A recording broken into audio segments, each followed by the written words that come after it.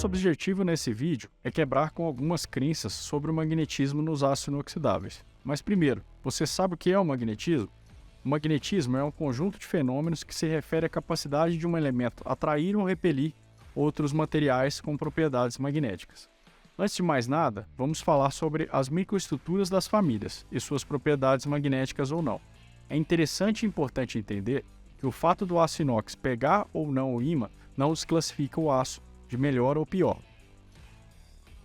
A propriedade de magnetismo se deve por conta da microestrutura do material. Quando o assunto é resistência à corrosão, que ranqueia os aços inoxidáveis, se deve à sua composição química e não à sua microestrutura.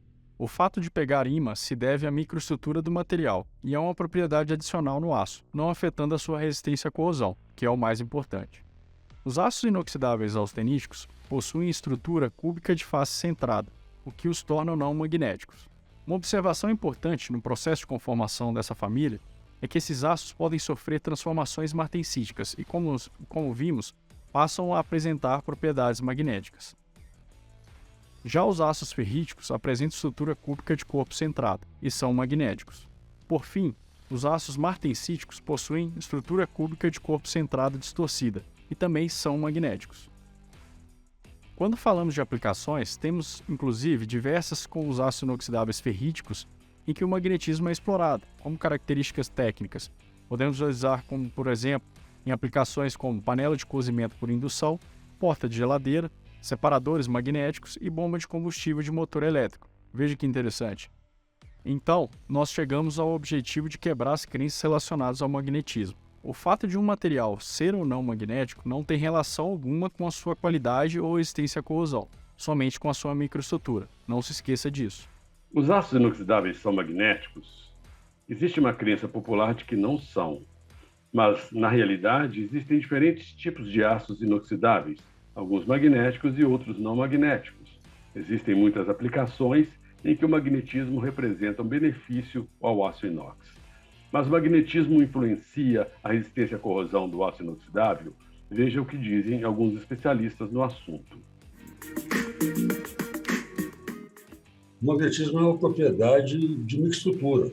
Os austeníticos, exatamente por ter estrutura austenítica, e essa estrutura não é magnética, então os austeníticos não pegam ímã. Já os ferríticos e os martensíticos, que são todos eles baseados na microestrutura ferrítica ou martensítica, que são magnéticas, então, por natureza, eles são magnéticos. Uma família de aço inox, que é a família dos aços austeníticos, ela não pega ímã. As outras 4 famílias pegam ímã. Então, não tem uma correlação entre o fato de pegar ou não pegar ímã com o fato do material ser inox ou não inox. A resistência à corrosão ou ao enferrujamento depende do teor de cromo.